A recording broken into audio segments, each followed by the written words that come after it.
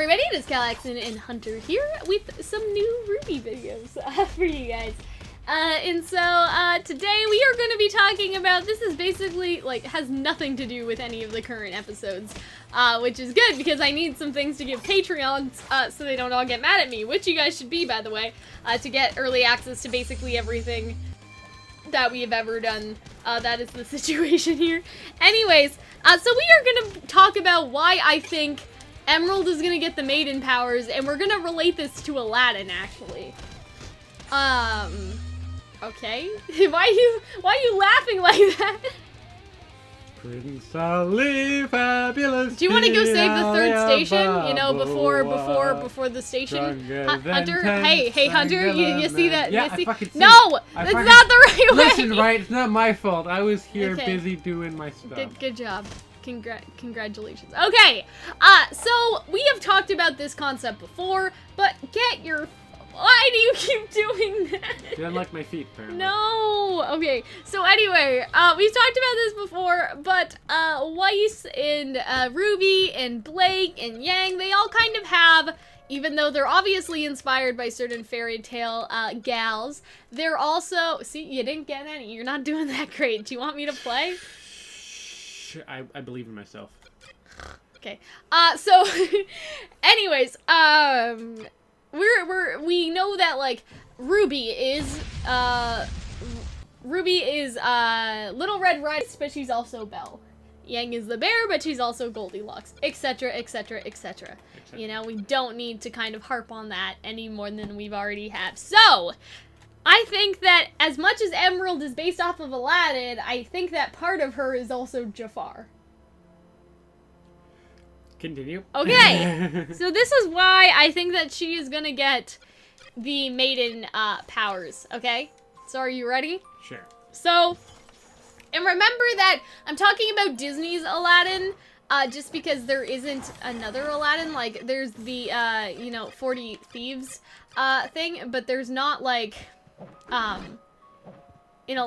there's, what is it? It's like 1,000 Arabian Nights or something. Like, it's not, it's different. You know what I mean? Like, the only real Aladdin tale that is titled Aladdin, I think, kind of came after Disney stuff, just because everything before that was kind of either the Tales of the 40 Thieves or 1,000 Arabian Nights, all of that stuff like that. I do not know any of these movies. No, they're not movies. They're just fairy tales, right? Okay. And so, 1,000 Arabian Nights and, the 40 Thieves stuff was just kind of, inspiration that, those are different ways that the Aladdin story have kind of been told, in a sense. But none of them are just, Aladdin, you know what I mean? So I'm gonna go based off of Disney for this, because I don't think that Miles and Carrie would look too much at the original source, just because I wasn't aware there was an original source. For Aladdin? Yes.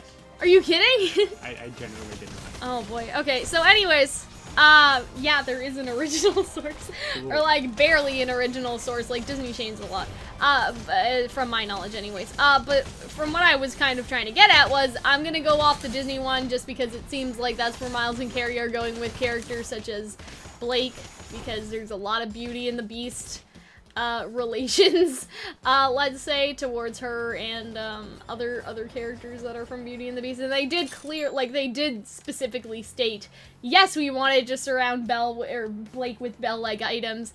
Yes, we wanted to look at blah blah blah blah blah. You know what I mean? So I'm just gonna go by Aladdin. Don't hate. You know, I only can go through so much source material, guys. And for most things, it's just Wicked. That's it. But anyways, so I'm gonna talk about Aladdin and Jafar. So basically, if you guys watched Aladdin, you know, Jafar and Aladdin have something that's actually sort of in common, but then they kind of go off in two different directions with it. So I don't want to say that Aladdin is greedy necessarily, because that's the entire point that he isn't, but he does get greedy. After he becomes a prince, he kind of gets a little full of himself up there, you know what I mean? A little bit. And so they both have a greed problem, because Jafar obviously wants the lamp and shit, and that's the greed aspect for there. And then there's also sort of that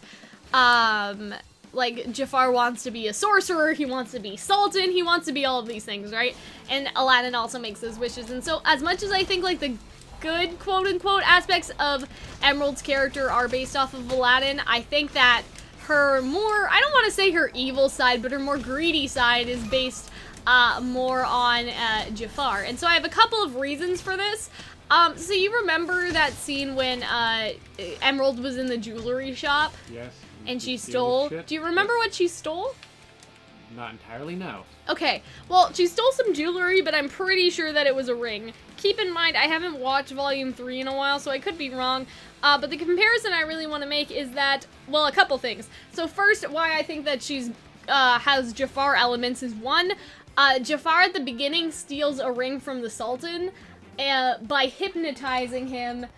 With Jafar has this snake staff with the glowing red eyes that basically kind of hypnotizes someone and convinces them to do what you want. And so with Emerald, obviously she doesn't have hypnosis, but she does have her glowing red eye manipulation, you should say. And so that is very similar. The scene where Jafar kind of steals from the Sultan and Emerald kind of steals from the shopkeep, because they're both using their glowing red eye power to kind of get this piece of jewelry, to get the ring, for obviously their own ulterior motives, so to speak.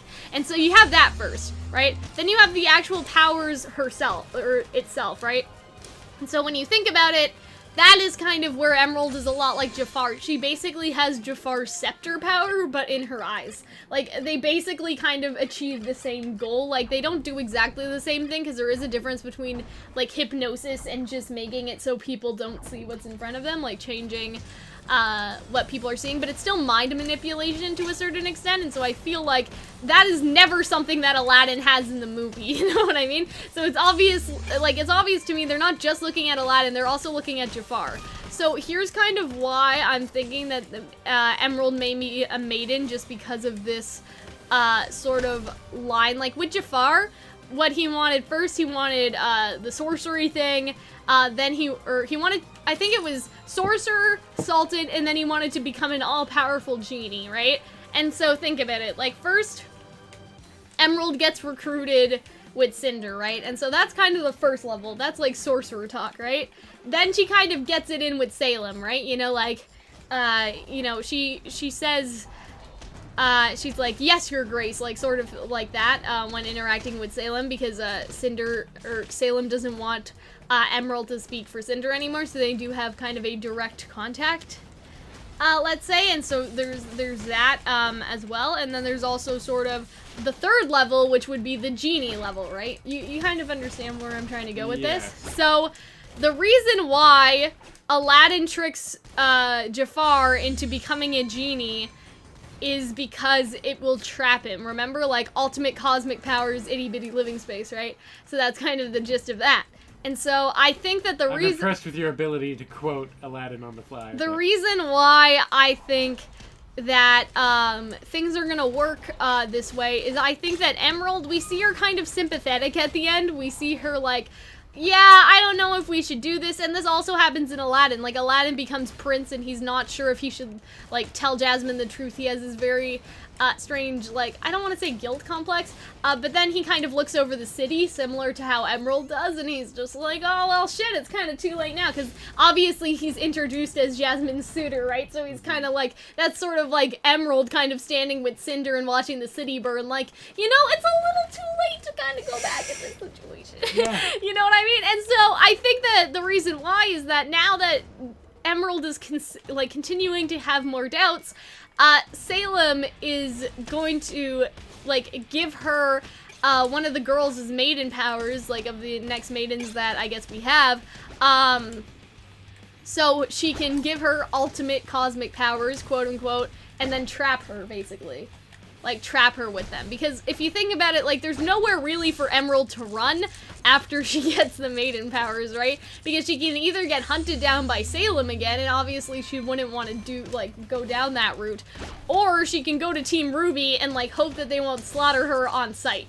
You know what I mean? And so if you want, like, an Emerald redemption arc, this is kind of the interesting conflict that I see happening, is that all of a sudden, you know, you have Emerald, I guess, who kind of wished for something, she got it, and then she realized that maybe it wasn't a great idea because she doesn't actually want to be with these people, right? Like, she doesn't really want, you know, after seeing the destruction of Vale, that she felt kind of bad, and then the Maiden powers kind of tricked her into feeling powerful again, and then after this, I suppose you could say, like, she may have her doubts again, but what can she do? She's trapped. Like, she's literally sort of trapped in the lamp, so somebody needs to, I guess, rub the lamp and take her out again. You know what I mean? And so I feel like that's kind of where her redemption arc would come into play.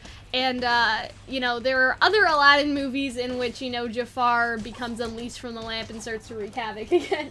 You know what I mean? Like, after they thought they took care of him, guess what? Like, somebody's freed him again.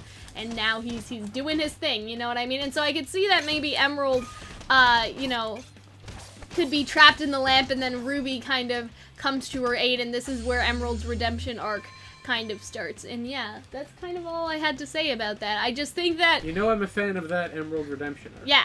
Like, I think that the similarities between Aladdin and Ruby are too, like, or Emerald, I should say, not Ruby, are a little too hard to ignore, especially with, like, stealing the jewelry. Like, you know, that's a little, like, why isn't she stealing food? Isn't she hungry? Like, you know what I mean? Like, you could sell the jewelry, then for food. Yeah, but why just not steal the food in the first place? It's a really backhanded way of, like, you know what I mean? Like, the fact that she was stealing the ring sort of thing, like, you know, that's a little too on the nose, you know? It's a little suspicious. And I know that some of you guys are like, well, I don't want them to rip off, like, XYZ. Like, I don't think that it would be in a way that they're ripping it off. You know what I mean? Like, I don't think that that's the case. If that makes sense. Like, I think that they'd handle it as well as they've handled fairy tales like Pyrrha. You know, she had some elements of her character in there, like the unstoppable girl sort of thing, the arrow in her ankle situation, stuff like that, like Achilles. But it wasn't so overblown that, like, hey guys, remember that ancient Greek history class you took? Well, guess what? Like, it's not like that, you know what I mean? So, Hunter, what do you think about this? I don't love me some overanalysis of character inspiration, but You like Aladdin, right? Or you like... I have not seen Aladdin since I was a child. Okay. I forgot about the itty-bitty living space. I can't believe you remembered that. What do you mean? But I rewatch these movies all the time. You guys have to remember that I'm a very big Disney fan, right? Like, it's not... You know, I'm not fooling around up here, okay? Like, I can remember every lyric to every song. We're not even joking. Hunter and I actually did this the other night, where he would play a song. We tried to do Disney, and then he was like, no, that's too easy. So we did Kingdom Hearts songs, and, like, I guessed which area they were. Did or, like, Ruby the name songs. of the song. It was And we Ruby did... songs, No, yes, but, no. like, a couple nights ago. Yes. And we did Ruby songs, too. Basically, I'm trying to tell you guys I'm a giant nerd. That's all. But, yeah. But we also watched Twisted, which was basically a parody of Aladdin. Do you remember that? I do remember and you enjoyed that, right? I enjoyed Twisted, And so you can... it's shit jokes. Yeah. So it's always good. And so you can kind of see... What am I trying to say? You can kind of see where we're going with this, right? And so that's basically all I have to say. There's nothing really more than that. We'll basically see you guys later. I hope that you enjoyed. But yeah, I'm a super big Disney fan, so I'm a little biased. It may be a little confirmation biased, but I still think it was fun. And so, you know, don't at me with that. So remember, guys, join the Discord server, become a Patreon, and we'll see you later. Bye-bye.